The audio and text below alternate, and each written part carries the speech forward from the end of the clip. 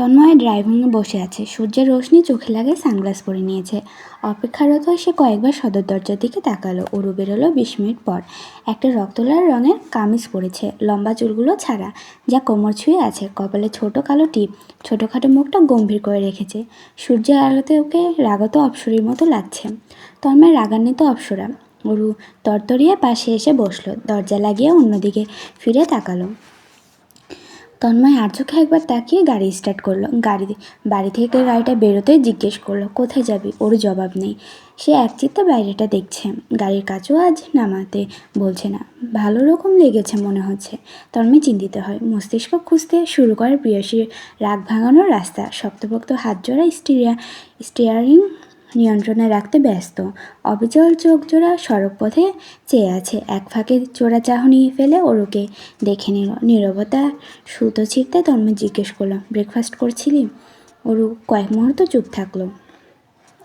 হনহনিয়ে ফিরে তাকালো। তীক্ষ্ণ দৃষ্টিতে চেয়ে থেকে একরোখা গলায় সময় নিয়ে জবাব দিল, খেতেই তো নেমেছিলাম। ভাগ্যের কি নির্মম পরিহাস! সাত সকালে এমন অবিশ্বাস্য, অসাধারণ, ব্রিলিয়ান্ট, মাইন্ড ব্লোয়িং, বিউটিফুল দৃশ্য দেখে খাওয়ার রুচি হুড়মুড়িয়ে চলে গেল। এতটুকু বলে ক্ষণিকের জন্য থামলো, যেন নিজের মধ্যে পর্যাপ্ত দম গুছিয়ে নিচ্ছে। দম নিয়ে পরপরই তেসরা গলায় কলকল করে বলে গেল, ডিরেক্টরদের যে ভ্যালেন্টাইন্স উইশ করতে ফ্লাওয়ার্স পাঠাতে হয়, গেও আমি জানতাম না। তাহলে তো আমিও পাঠাতাম আমার প্রিয় আনম্যারিড প্রফেসরকে। সমস্যা নেই, এখন জেনে গেছি, আজই পাঠা। তন্ময় চোয়াল শক্ত হলো। চুপ, একদম চুপ। এই চাপাসরের ধমকটা ওর ঠিকঠাক হজম হলো না। ঠোঁটে ঠোঁট টিপে নাক ফোলালো। অভিমানী কণ্ঠে পরিষ্কারভাবে আদেশ ছুড়ল, গাড়ি থামান, আমি আপনার সাথে কোথাও যাব না, বাসায় ফিরবো। তন্ময় যেন শুনল না। বিয়ের পর মেয়েটার সাহস গুনে গুনে 10 ধাপে বেড়ে গেছে। ভয় ডর বলতে কিছুই অবশিষ্ট নেই আর। আগে যাও ধমক টমক দিলে চুপসে যেত, এখন উল্টো তাকে চুপসে যেতে হয়। শাহজাহান তন্ময়কে প্রিয়াসীর রাগত টকবগে লালিত মুখ দেখে কণ্ঠ নরম করে বলল, আই ডোন্ট নো হার। যেভাবে পাঠিয়েছে সেভাবে বাইরে রাখতে বলেছি। I did not even touch that thing. কথার পিঠে ওর মিনমিনে গলায় বলল, সাহস দিয়েছেন বলে পাঠানো, স্পর্ধা করেছে। আমাকেও ভার্সিটিতে যারা যারা প্রপোজাল দেবে সবাইকে পরিষ্কার রিজেক্ট করব না, দোনামোনা করব। তাহলে পিছু লেগেই থাকবে, বাসার বুকেও আসবে। মেন রোডের পাশেতে গাড়িটা সজোরে ব্রেক কষল তন্ময়। ওর তেতো ঝাঁঝালো কথাবার্তা থামাতে পর মুহূর্তেই ওর ফোলা ফোলা নরম গাল দুটো ডান হাতের সাহায্যে চেপে ধরল। বুড়ো আঙুল ডান গালে, বাকি 4 আঙুল বাম গালে। রাগান্বিত তীক্ষ্ণ চোখে তাকিয়ে বলল, যে প্রপোজ করবো ওর পা ভেঙে ফেলবো। বাসায় ফুল পাঠাবে যে হাতে, ওই হাত ভেঙে ফেলবো, বোঝা গেল? রাগত কণ্ঠগান অসহায় হয়ে এলো এই যাত্রায়। আর কখনো বাসায় এসব আসবে না, কখনো না। চুপ, এবার শান্ত হ। ওর চোখ মুখ ছোট ছোট হয়ে এলো, হৃদয় কুচকে গেল। তন্ময়ের গাল ছাড়ল। মুখটা দৃষ্টির কাছাকাছি থাকায় স্পষ্ট দেখলো ফর্সা গাল দুটো রক্তিম হয়ে গিয়েছে, আঙুলের ছাপ বসেছে। চোখের পলকে মাথাটা নুয়ে ঝটপট দুগালে গাঢ় চুমু বসিয়ে দিল। ওরও আশ্চর্যই হলো, এতটাই যে চোখ জোড়া বড় বড় হয়ে এলো। হবে না? তন্ময় তো সচরাচর কাছে কাছে ঘেঁষে না। নিরুদ্বেগ ভঙ্গিতে তন্ময় পুনরায় গাড়ি স্টার্ট করলো, যেন কিছুই হয়নি কিছুক্ষণ আগে। সড়কপথে দৃষ্টি রেখে প্রশ্ন ছিল, KFC যাচ্ছি, তবে পার্সেল আনবো নাকি ওখানে বসে খাবি? ওরু তখনই স্তব্ধ, তবে দৃষ্টি ছন্নছাড়া, এলোমেলো। ভুলবশতও তার দিকে চাইছে না, জড়সড় ভাব বসবার। তন্ময় আর চোখে ওর কাণ্ড কারখানা দেখছে। কিছুক্ষণের মধ্যেই লাজুক ভঙ্গিতে মিটিমিটি হাসতে শুরু করেছে। ওর আগের অভিমান পোটলাফুটলি বেঁধে পালিয়েছে, চঞ্চলতা ফিরেছে দৃশ্যমান রূপে। রয়েছে মিহি গলায় জানালো, ভিড় হবে আজ, পার্সেল আনুন, গাড়িতেই খাবো। KFCর সামনে গাড়ি থামলো তন্ময়। বেরিয়ে ওরুকে ভেতরে রেখেই গাড়ি লক করলো চাবি দিয়ে। এগুলো KFCর ভেতর। ওরুর কথা মতো আজ দারুণ রকমের ভিড় KFC জুড়ে। কপতি দিয়ে প্রতিটি টেবিল বুকড, দাঁড়ানোর জায়গাটুকু অবশিষ্ট নেই। পার্সেল নিয়ে বেরোতে তন্ময়ের 15 মিনিট লাগলো। খাবার ওরুর হাতে ধরে পুনরায় গাড়ি স্টার্ট করলো, উদ্দেশ্যহীন।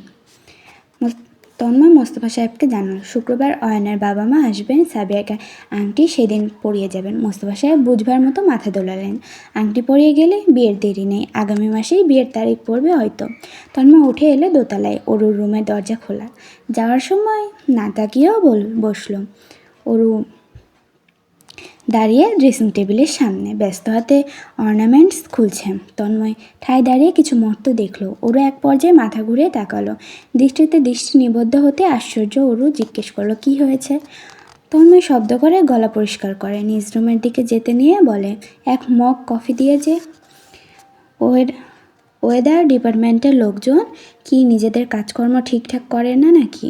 ছাতার মাথা গবেষণা করে কি একটা লিমিট থাকা প্রয়োজন। আধ ঘন্টা আগেও দেখালো আকাশ পরিষ্কার থাকবে, ঝকঝকে চকচকে পরিষ্কার যাকে বলে, অথচ এই অসময়ে বৃষ্টি নামছে, ঝুম বৃষ্টি নেমে একাকার। এই তো দুপুরবেলায় সুমিতা বেগম ছাদ থেকে কাপড় চোপড় নামিয়ে আনার দায়িত্বটুকু ওরুকে গুছিয়ে দিয়েছিলেন। ওরও বড় ধুরন্ধর চালাক চতুর মেয়ে মানুষ। সে ডিজিটাল যুগে ডিজিটাল ভঙ্গিতে ওয়েদারের মতিগতি দেখে নিয়েছে। ফুরফুরে মেজাজে সে আর কাপড় চোপড় নিয়ে মাথা ঘামানোর ফুরসত পায়নি। ঘুরতে বেরিয়েছে তন্ময়ের সাথে, ফিরেও কোনো হাবভাব ছিল না কাপড় চোপড় নামিয়ে আনার।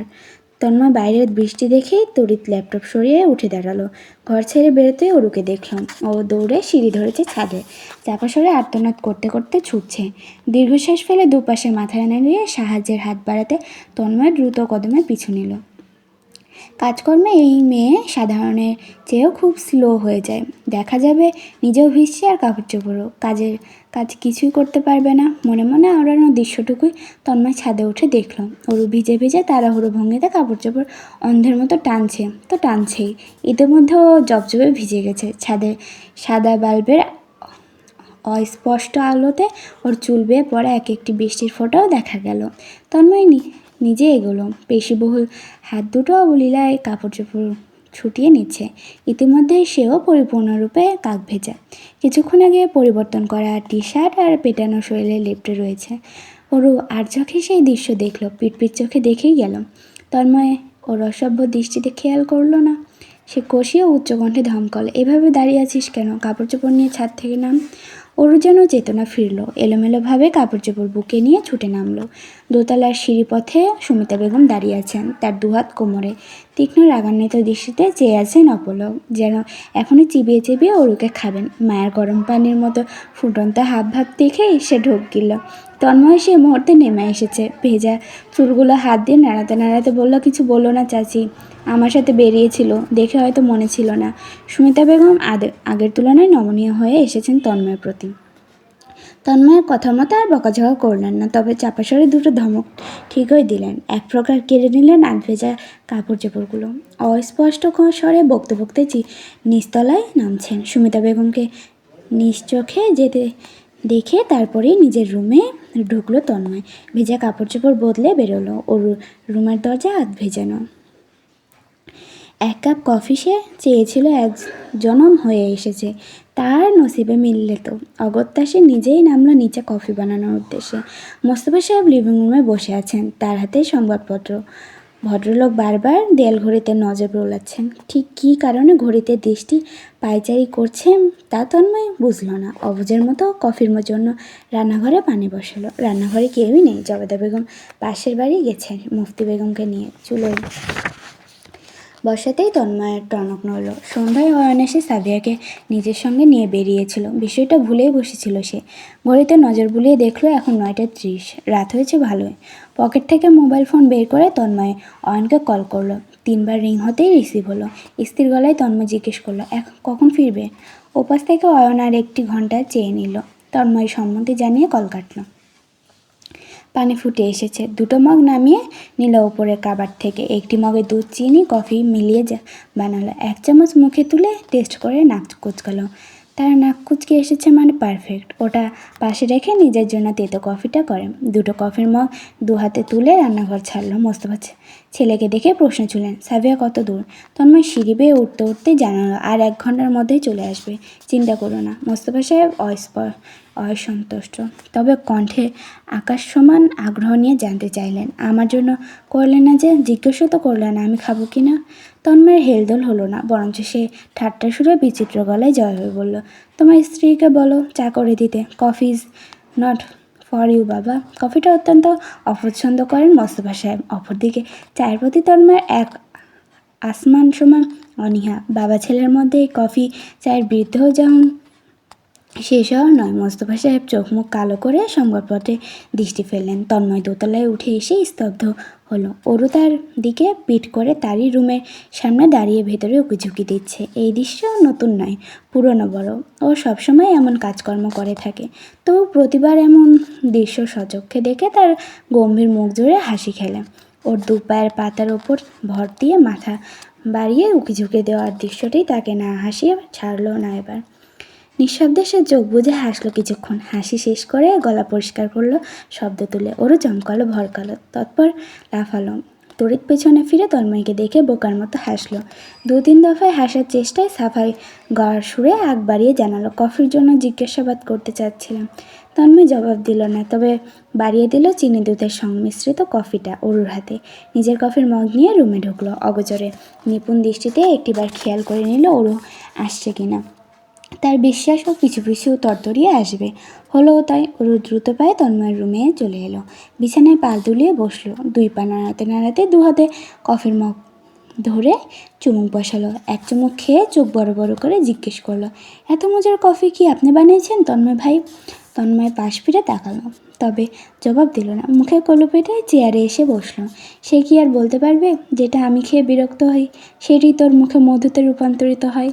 তাই তোর পছন্দের কিছু বানানো কঠিন কিছু নয়। ওর কফিতে চুমুক দিতে দিতে ওয়েদার ডিপার্টমেন্ট নিয়ে গবেষণা শুরু করলো। দেখলেন দেশের আবহাওয়া গবেষণার কি বিশ্রী পরিস্থিতি। সকাল থেকে এই পর্যন্ত দেখালো পরিষ্কার আকাশ থাকবে, কোনো রকমের বৃষ্টির সম্ভাবনা নেই। তাহলে এখন আকাশ থেকে কী নামছে? মধু? আর এদের ওপর ভরসা করা যাবে না। আমার মতো সাধারণ জনগণের কত ভোগান্তি। তন্ময় ল্যাপটপের স্ক্রিনে দৃষ্টি রেখে সাবলীল গলায় বলল, ভোগান্তি হতো না যদি সময় মতো কাপড় চোপড় নামিয়ে আনতি। ওরও সচরাচর দমে যাওয়ার পাত্রী নয়, তবে এই যাত্রায় খানিক দমলো। তবু নেভু নেভু চোখে যেয়ে বিড়বিড় করে উঠল, আমাকে ভুল ইনফরমেশন দিলে দোষ কি আমার? দোষ ওদের।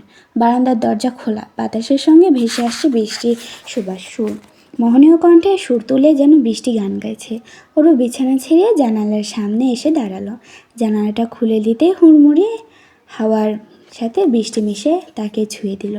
চোখে মুখে বৃষ্টির ফোঁটা এসে ভিড় জমালো। আর চোখে এই দৃশ্য তন্ময় দেখল। খানিক কাঁপ পড়ল ল্যাপটপের কিবোর্ডে থাকা তার হাত দুটো।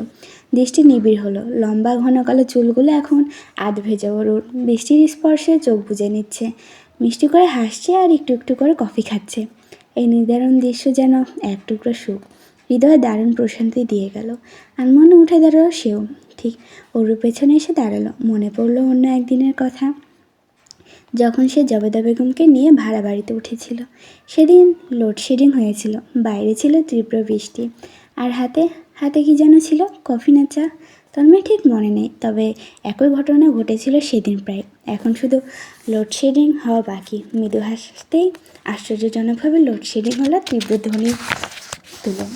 কোথাও যেন বজ্রপাত ঘটেছে। এমন কাণ্ডে ওরও একটুও ঘাবড়ালো না। না সে নড়ল, কেমন দাঁড়িয়েই রইল ঠাই। দৃষ্টি তখন ওর জানালার বাইরে। তন্ময় হাসছে। সেবার সে জিজ্ঞেস করেছিল, ভয় করছে না? ওরও কতটা অবলীলয় স্বরে গলায় বলে ফেলেছিল, আপনি আছেন না। এবারও যদি সে একই প্রশ্ন করে, ওর জবাব কী হবে? ভিন্ন কিছু নাকি আগেটাই? তন্ময় উৎসুক হয়ে পড়ল, তবে নিজের উৎসুক হাবভাব সযত্নে আড়াল করতে সক্ষম হলো। কণ্ঠে সাবলীল রেখেই প্রশ্ন করলো, ভয় করছে না? প্রশ্নটি করে সে আধারে মৃদু হাসলো। অপেক্ষায় রইল চিরচেনা সেই জবাবটি। তবে মিনিটের মধ্যে এলো না। তন্ময় তবু হেসে দাঁড়িয়ে থাকলো, আরেকটু কাছে এলো। যখন সে ভাবল মেয়েটা বোধহয় তার প্রশ্ন শোনেনি, তখনই ওর ওই স্তব্ধ আধারে ধীর বরং পরিষ্কার গলায় জবাব বলল, পেছনে আমার স্বামী আছে তো। এই একটি বাক্যে কী যেন ছিল তন্ময় জানা নেই, তবে তার অঙ্গ প্রত্যঙ্গ জুড়ে শিহরণ বয়ে গেল। অপলক হলো দৃষ্টি, স্তব্ধ হলো শরীর, হৃদয় সব অন্ধকার বিচ্ছিন্ন করে অরুকে দেখতে চাচ্ছে তার ব্যাকুল দৃষ্টি। তবে পারছে কই। বাধ্য হয়ে দ্রুত গতিতে 2 পায়ে গিয়ে পরিপূর্ণ অরুকেই ঝাপটে ধরল পেছন থেকে। অরু কেঁপে উঠল। হাতে থাকা কফির মগটাও নড়ে চড়ে উঠল, তবে কফি পড়েনি। নিস্তব্ধতা ভেঙে শুধু বৃষ্টি আর শ্বাস প্রশ্বাসের ধ্বনি শোনা যাচ্ছে। তন্ময় টেনে ফেলা এক একটি রক্তিম শ্বাস প্রশ্বাস অরুর গলার কাছটায় পড়া এক একটি অসহ্যকর সুখময় যন্ত্রণা যেন। তবে আজ আর এই অনুভূতি থেকে পালানোর বিন্দুমাত্র চেষ্টা নেই তার। চোখ মুখ খিচে দাঁড়িয়েই রইল। শুক্রবার বলতেই ছুটির দিন। শাহজাহান পরিবারের প্রত্যেক সদস্য এদিন বাসাতেই থাকতে স্বাচ্ছন্দ্য বোধ করেন। একসাথে সকালের খাবার, দুপুরের খাবার এবং রাতের খাবার খাওয়াটা যেন বাধ্যতামূলক। বাগানে বসে চা খেতে খেতে আড্ডায় মশগুল হয়ে পড়াও নিত্য নতুন কোনো বিষয় নয়। সকালের নাস্তায় আসছিল পরোটা, পরোটার সঙ্গে রাধা হয়েছে গরুর ভুঁড়ি ভুনা, আলু ভাজি, ডিম পোচ। নাস্তা খেয়ে কফি হাতে তন্ময় বাগানে এসে বসেছে কেবলই। ক্ষণিকের মধ্যেই একে একে মোস্তফা সাহেব, আনোয়ার সাহেব, ওহি সাহেবও বাগানে এসে বসলেন। আকাশের হাতে মধুর বয়াম, মধু খেতে এসে ভালোবাসে। বিশেষ করে সাত সকালের ব্রেকফাস্টের পর খেতে তার দারুণ লাগে। একটি চেয়ার টেনে বসতে বসতে তন্ময়ের উদ্দেশ্যে প্রশ্ন করলাম, আজকের প্ল্যানিং কি? শুনেছিলাম আজ নাকি অয়নার ফ্যামিলি আসবে। কখন আসবে? জানিয়েছে কিছু? তন্ময় জানালো সন্ধ্যায় আসবে। আনোয়ার সাহেব বড় ভাইয়ের দিকে চেয়ে জিজ্ঞেস করলো, ভাইয়া বাজার সদাই করতে হবে না? এখনই রওনা দিই নাকি? হ্যাঁ রে তন্ময়, কজন আসবে জানিয়েছে কিছু? অয়নের বাবা মা, বড় চাচা, ছোটো মামা মামি, ভাতিজি আর অয়ন, এই কজনই আপাতত। মোস্তফা সাহেব ছেলের মুখের দিকে চেয়ে বললেন, কি করব? তন্ময় ভেবেচিন্তে জানালো, মা চাষিদের জিজ্ঞেস করো কী কী রান্নাবান্না করবে, সেই মোতাবেক লিস্ট করে দিক। আমি আর আকাশকেই নিয়ে আসি। ওহি সাহেব উৎসাহিত গলায় বললেন, তোদের যেতে হবে না, আমরাই যাই তিন ভাই, কতদিন বাজারে যায় না। ঠিক বললাম তো ভাইজান? মোস্তফা সাহেব মাথা ধুলেন, কপালে কিঞ্চিত ভাঁজ ফেলে বললেন, ছেলে দুটোও আসুক সাথে। তন্ময় নিজ মনে আওড়ালো, গোষ্ঠী ধরে বাজার করতে যাবে নাকি পুরো বাজারটা তুলে আনতে? গতকাল থেকে কালো কালো মেঘে ঢাকা আকাশটা এ বেলাতে পরিষ্কার হয়ে এসেছে। রক্তিম সূর্যটি আকাশে পূর্ব দিকে বসে আছে। সূর্যের তাপ শহর জুড়ে ভ্যাপসা গরমের সৃষ্টি করছে। বৃষ্টির পরপর এমন তপ্ততা স্বাভাবিক। এই গরমে ঘেমে নিয়ে একাকার হয়েছে তন্ময়। ঘামে পিঠ ভিজে টি শার্ট শরীরের সঙ্গে লেপ্টে আছে। কপাল বেয়ে ঘাম গালের পাশ গলিয়ে টপ টপ করে ঝরছে। মনে হচ্ছে গোসল সেরে বেরিয়েছে কেবলই। মুখটা লাল, হাতে বাজারের ব্যাগ ভর্তি কাঁচা বাজার। ওজনওয়ালা ব্যাগ নিয়ে হেঁটে হেঁটে কেনাকাটা চলছে। মোস্তফা সাহেব আর চোখে একটিবার ছেলের এই দুর্দশা দেখলেন। দেখেই তিনি ব্যাকুল হয়ে পড়লেন। আনজান মনে মুহূর্তে এগোলেন ছেলের সামনে। ব্যাগ ভর্তি বাজারটা নিজ হাতে নেওয়ার চেষ্টা করলেন। তন্ময় আকাঙ্ক্ষিক ডান ভ্রু উঁচিয়ে তাকালো। মোস্তফা সাহেব স্বাভাবিক এবং সাবলীল গলায় বললেন, আমি নেই, ব্যাগটা দাও। আনোয়ার সাহেব বড় ভাইকে টপকে তন্ময়ের সামনে চলে এলেন। উদ্যত হলেন তন্ময়ের হাত থেকে ব্যাগটা নেওয়ার জন্য। তিনি থাকতে বড় ভাইয়া বাজারের ব্যাগটা আনবেন? অসম্ভব। আমি নিচ্ছি ভাইয়া, দে তন্ময়, ব্যাগটা আমিই নিই। ওই সাহেব বড় বড় চোখে এই দৃশ্য দেখে তক্ষুনি নিজেও তড়িঘড়ি করে এগিয়ে এলেন। চোখের সামনে বড় দুটো ভাই বাজারের ব্যাগটা আনবেন আর সে ফাঁকা হাতে হাঁটবে, এও সম্ভব? বাম হাতটা কায়দা করে বাড়িয়ে বললেন, তন্ময় তুই আমায় দে ব্যাগটা, ক্লান্ত হয়ে গেছিস, দে দে। আকাশের কপালে 4-5টা তিক্ত ভাঁজ পড়ল। বিরক্ত চোখে দেখল নিজ পিতা সব চাচাদের কার্যকলাপ। তার হাতেও তো বড় বড় একটি ব্যাগ রয়েছে, ব্যাগ ভর্তি এটাতেও বাজার। সেও ঘেমে নিয়ে একাকার হয়ে আছে। কই, তাকে তো এত আদিক্ষেতা করা হচ্ছে না। কালো মেঘে ঢাকা মুখটায় যেন অমাবস্যা নামলো, চাপাসরে ভেঙালো। একেবারে কলকাতার সিরিয়াল। এই অসহ্যকর গরমে তন্ময় বিরক্ত বটে। বিরক্তিতে মুখ বন্ধ। সে ব্যাগটা ডান হাতে শক্ত করে ধরে এগোতে শুরু করলো। কোনো প্রকার কথা বাড়ালো না। গরমে ত্যক্ত বিরক্ত সে সবাইকেই পেছনে ফেলে রেখে এগোচ্ছে। মোস্তফা সাহেব দুই ভাইকে কড়াকড়ি দৃষ্টি দিয়ে একটিবার পরখ করে নিলেন, নিজেও ছেলের পেছনে চললেন। সামনে কুদ্দুস কসাইয়ের দোকানটা। দুপুরের আগ দিয়ে দেশি তরতাজা গরু জবাই করা হয় সরাসরি। ওখান থেকে 5 কেজি গরুর গোস্ত নেওয়া হবে আজকের জন্য। তাহলে বাজার প্রায় শেষ। লিস্টে সব কিছু ইতিমধ্যে নেওয়া হয়েছে। তন্ময় হাত বাড়িয়ে রিক্সা দাঁড় করালো একটা। চোখের ইশারায় আকাশকে বাজারের ব্যাগটা রাখতে দেখিয়ে নিজেও হাতেরটাও রাখল। মোস্তফা সাহেব দু ভাই নিয়ে কুদ্দুসের দোকানের দিকে রওনা দিয়েছেন। অদূর হতেই কুদ্দুস বসা থেকে উঠে দাঁড়িয়েছে। শ্যামবর্ণের হ্যাংলা পাতলা মাঝবয়সী ভদ্রলোক, চোখ মুখ জুড়ে নমনীয়তা, ঠোঁটে দীর্ঘ হাসি। মোস্তফা সাহেব হেসে জিজ্ঞেস করলেন, গরুর গোস্ত লাগবে 5 কেজি। গরু কি মাত্র জবাই দেওয়া হলো? লাল রক্ত এখনও কুদ্দুসের হাতে। সে রক্তিম হাত দুটো তুলে দেখিয়ে বিনয়ভাবে হাসল। এখনও হাত জোড়া মাইখা আছে লাল রক্তে। 8 ঘন্টাও হয় না গরু কাটছি। দাও তাহলে 5 কেজি। তন্ময় রিক্সা গুছিয়ে এগিয়ে এলো। তুমি চাচুদের নিয়ে উঠে চলে যাও, গোস্ত নিয়ে আমি ফিরছি। মোস্তফা সাহেব চোখ মুখ কুঁচকে বিরস মুখে বললেন, এখান থেকে এখানে রিকশায় করে যাব কেন? ওই সাহেব নিজ ছেলেকে পিঠ ঠেলে রিকশার দিকে এগিয়ে দিয়ে বললেন, আকাশ যাবে বাজার নিয়ে। আকাশ তো এক পায়ে খাড়া, সেই গরম, আর হাঁটতে পারবে না, হাঁটতে হাঁটতে দুর্বল হয়ে গেছে, তার পক্ষে আর সম্ভব নয় এই বাজারে থাকা। সে চটজলদি উঠে বসলো রিকশায়। এদিক ওদিক না ফিরে রিকশাওয়ালাকে বলল, চাচা চলুন চলুন, চটজলদি চলুন। টাকা পরিশোধ করে গোস্তের ব্যাগটা হাত বাড়িয়ে নিল তন্ময়। বাপ চাচাদের পায়ের গতির সাথে তাল মিলিয়ে হেঁটে চলল বাড়ির পথে।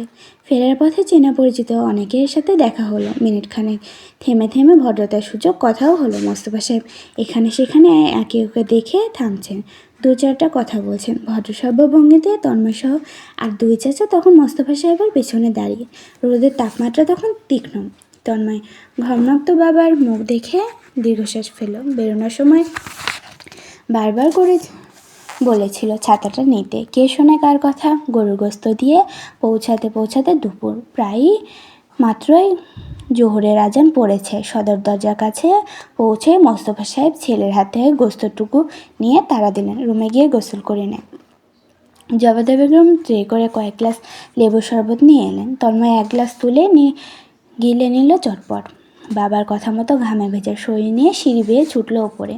ওর রুমের দরজাটা খোলা, বিছানায় শুয়ে গুনগুনিয়ে ডায়েরি লিখছে। এই ডায়েরিটা আগেও দেখেছে তন্ময়। কি এত লেখে এতে? একবার তার হাতের কাছে এসেও পৌঁছেছিল ডায়েরিটা। ভদ্রতার খাতিরে তখন পড়েনি সে। ভেবেছিল মেয়ে মানুষের ডায়েরি, প্রাইভেট কিছু হতে পারে, তার পড়া ঠিক হবে না। তবে এখন তো ওরু তার স্ত্রী, পড়া যেতেই পারে। অবশ্যই সে নিজ উদ্যোগে যাবে না চুরি করে পড়তে। তার হাতের কাছে সে ইচ্ছে এসে যদি ধরা পড়ে তাহলেই পড়বে। অতিথি আপ্যায়নের জন্য শাহজাহান বাড়ির সকলে তৈরি। অয়নরা ঠিকঠাক বলার সময় মতো এসে পৌঁছেছে।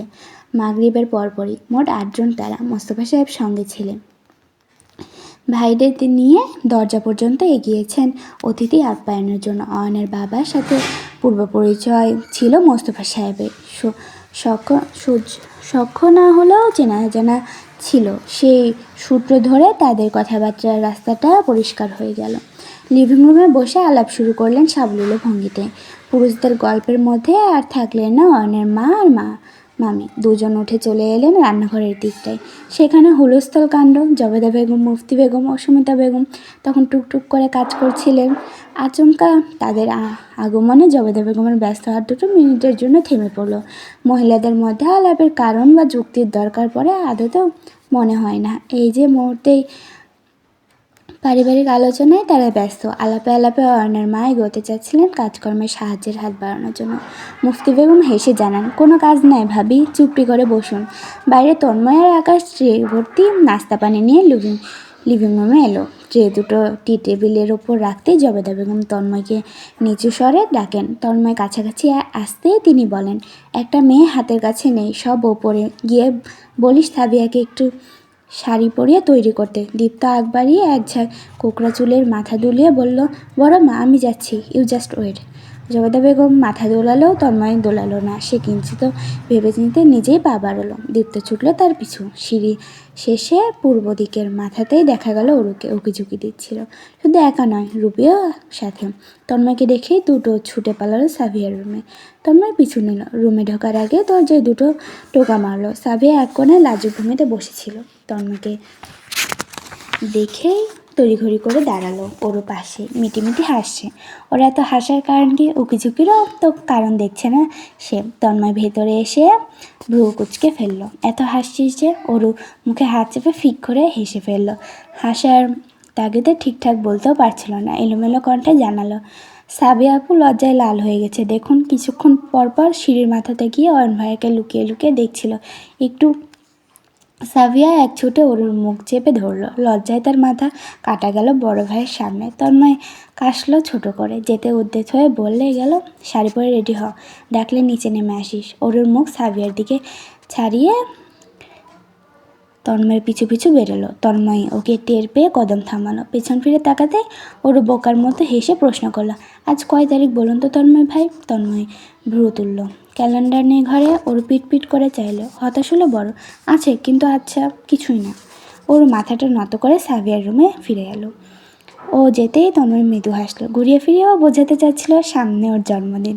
তন্ময়ের মনে আছে কি না? অবশ্যই মনে আছে। প্রিয়তমার জন্মদিন মনে না থেকে কোথায় যাবে? ওর জন্মদিন উপলক্ষে এবার একটা ট্যুর দিলে মন্দ হয় না। ওরও খুব ঘুরতে চায়। সিলেট যাবে বলে তার বন্ধুবান্ধব তাকে পাগল করে ফেলেছে। ওরুকে সঙ্গে নেওয়ার জন্য হাজারো অনুনয় ওদের। তন্ময় ভাবছে রাজি হবে। একটা বার্থডে সারপ্রাইজও না হয় দেওয়া যাবে তখন। তবে তার ভয় তো এক জায়গায়, যা সে কাউকেই বোঝাতে পারবে না। বুঝিয়ে ওটা সম্ভব হয় না। সাবিয়া অয়নের বিয়েটা প্রায় পাকাপাকি হলো। ডেট ফিক্সড করাটা বাকি রইল। ডেট ফিক্সড করতে অন্য একদিন বসবেন। কথাবার্তা শেষে সাবিয়াকে দেখে শুনে ওর গলায় নেকলেস পরিয়ে দিলেন অয়নের মা। রাতের খাবার খেয়ে বেরিয়ে পড়লেন তারা। অয়ন এক মুহূর্ত থামল না। মাথায় শাড়ির আঁচল টানা সাবিয়াকে পর্যবেক্ষণ করে দেখলো খানিকক্ষণ। মোস্তফা সাহেবের কড়া চোখের সামনে বেশিক্ষণ দেখা সম্ভব হলো না। মাথাটা নত করে লজ্জিত ভঙ্গিতে বেরিয়ে যেতে হয়েছে বাধ্য ছেলের মতো। তন্ময় তাদের এগিয়ে দিয়ে ফিরে এসেছে। ওরও লিভিং রুমের সোফাতে বসেছিল। এ যাত্রায় আতশোয়া হয়ে আপেল খাচ্ছে। সুন্দর কাজ করা একটি কামিজ পরে আছে, চুলে বেনুনি গেঁথে কাঁধে ফেলে রেখেছে। তন্ময়কে দেখে আগ্রহী গলায় প্রশ্ন করলো, বিয়ের তারিখ কি ডিসাইড করা হয়েছে? দীপ্ত জ্ঞানী বয়স্ক লোকের হাবভাবে জবাবে বলল, তাড়াহুড়োতে নয়, বরঞ্চ ধীরে সুস্থে এগোতে হবে। আগামী মাসের আগে বিয়ের ডেট পড়বে না, বা হতে পারে এরও পরের মাসে। ওর চোখ তুলে তাকালো তন্ময়ের দিকে। তন্ময় বলল, বিয়ে দেরি আছে। ওরু হতাশাজনক শ্বাস ফেলল, আড়ালো। ভেবেছিলাম বিয়ে খেতে পারবোই বুঝি। জবেদা বেগম হেসে বললেন, তা তো পারবি, এখন না হলেও পরে। নিজের বিয়েও তো খাওয়া বাকি নাকি? ওর মুখ থেকে আপেলটা পড়ে গেল ফ্লোরে। তন্ময় খানিক স্তব্ধ হলো বলে। সন্ধ্যার আজান পড়েছে মাত্রই। রাজশাহী থেকে দুদিনের ব্যবসায়িক ভ্রমণ শেষ করে মাত্রই ফিরেছে তন্ময়। গাড়িটা এখনও মাঝ রাস্তায়। বাড়িতে পৌঁছাতে এখনও 30 মিনিটের পথ বাকি। তার ম্যানেজার সুমন নিস্তব্ধতা বজায় রেখে ড্রাইভ করছেন। ওপরে বিদ্যমান কর মিররে ক্ষণে ক্ষণে আর চোখে এক পলক তন্ময়কে দেখে নিচ্ছেন। গলাটা ভিজিয়ে নীরবতা ভেঙে সুমন সাহেব থতমত কণ্ঠে আওড়ান, স্যার, আমার কি যেতে হবে আপনার সাথে? না গেলে হয় না। জানেন তো, বড় স্যার আমাকে দু চোখে দেখতে পারেন না, কটমট করে চেয়ে থাকেন। পারলে আমার গলা কেটে তরল পান করতেন। আপনার জন্য আমি এখনও বেঁচে আছি। এতটুকু বলে থামেন তিনি। বাকিটুকু মনের কথা মনের মধ্যে আউড়ে বসেন। আবার আপনার জন্যই আমার জানটা কবজ হওয়ার রাস্তায় পড়ে আছে। কোন দুঃখী কপাল নিয়ে যে আপনাদের বিবাহ দিনে ছিলাম, না থাকতাম, না যেই জ্বালা বয়ে বেড়াতাম। তন্ময় মৃদু হাসে। ল্যাপটপ থেকে চোখ তুলে তাকায়। সুমন সাহেবকে দেখে নেয় এক নজর। পুনরায় ল্যাপটপ স্ক্রিনে দৃষ্টি রাখে। কিবোর্ডে আঙুল চালাতে ব্যস্ত থেকে বলে, আচ্ছা, ইউ ওয়ার্কড হার্ড সুমন সাহেব, থ্যাংক ইউ। কাল ছুটি নিন। সুমন সাহেবের চোখ মুখ জল করে ওঠে। ধন্যবাদ স্যার। মেসেজের শব্দে সেলফোনটা হাতে তুলে নেয় তন্ময়। হোয়াটসঅ্যাপ গ্রুপে সহস্র নতুন মেসেজ। বন্ধুবান্ধবের সিলেট ট্যুরের প্রতি আশ্চর্যজনক আগ্রহ জন্মেছে এবার। ওদের মধ্যে এতটা আগ্রহ উন্মাদনা এই প্রথম দেখছে তন্ময়। আগেও তো সবাই মিলে বিভিন্ন জায়গায় ট্যুর দিয়েছে, তবে এমন আগ্রহ আর আগে দেখেনি। ইতিমধ্যে আবহাওয়ার গবেষণা শুরু করেছে এক একজন। আবহাওয়ার গুঞ্জন উপলব্ধি করে দিন তারিখ এবং সময় নির্ধারণ করতে শুরু করেছে। মাহিন সন্ধ্যার পরপর কল করেছে 4 বার। তন্ময় ব্যস্ত থাকায় রিসিভ করতে পারেনি। এ যাত্রায় কল ব্যাক করলো। মাহিন ধরেছে তৎক্ষণাৎ। ফোনের ওপাশ থেকে অনেকগুলো কণ্ঠ শোনা যাচ্ছে, সব বদমাস একসাথে নির্ঘাত। তন্ময় আন্দাজ সঠিক করে রিহান উচ্চ গলায় বলে উঠল, বিবাহিত ব্যাচেলর। শাহজাহান, তন্ময় চাচা, আপনি কোথায়? আপনার মুখটা আমাদের একটু দর্শন দিয়ে যান প্লিজ। আপনার চেহারা না দেখে এক গ্লাস পানি গেলা সম্ভব হচ্ছে না। তৃষ্ণায় বুক ধুকপুক করছে, বুক ঈষৎ কাঁপছে। রিহানের বাক্যগুলোর পূর্ণতা মিলল না। মাহিন ঠাট্টা সুরে ওকে মাঝে পথেই থামিয়ে জিজ্ঞেস করল, আপনার ঈষৎ যা কাঁপছে সেটি সম্পর্কে জানতে আমরা আগ্রহবোধ করছি না। রিহানের মুখ ধরে মেঘ ঘনিয়ে এলো।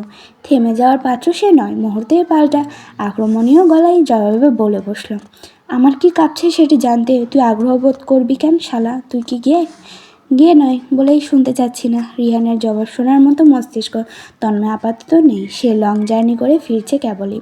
প্রচণ্ড টায়ার্ড। শরীরের এক একটি অঙ্গ প্রত্যঙ্গ ম্যাচম্যাচ করছে। বন্ধুদের ঝগড়া শোনার মেজাজ এখন নেই। সে ধীরে সুস্থে বিনা বিনয়ের গলায় বলে, স্টপ ইট। কাজের কথা বল। কল কেটে দেব। ঝগড়া থামলো বুঝি, ক্ষণিকের জন্য থেমেছিল সত্যি। পর মুহূর্তেই নিচু স্বরে রসিকতা শুরু হলো। শুনছে নীরবতায় দুষ্ট গলায় মাহির প্রশ্ন করলো, বাসে ফিরিস না এখনো? এর জন্যই ফায়ার হয়ে আছিস? বইয়ের থোবড়া দেখা না অবধি তোর মুখে দিয়ে ভালো কথা আসবে না। রাতে কল দিবে তাহলে, রাখি এখন, হে হে।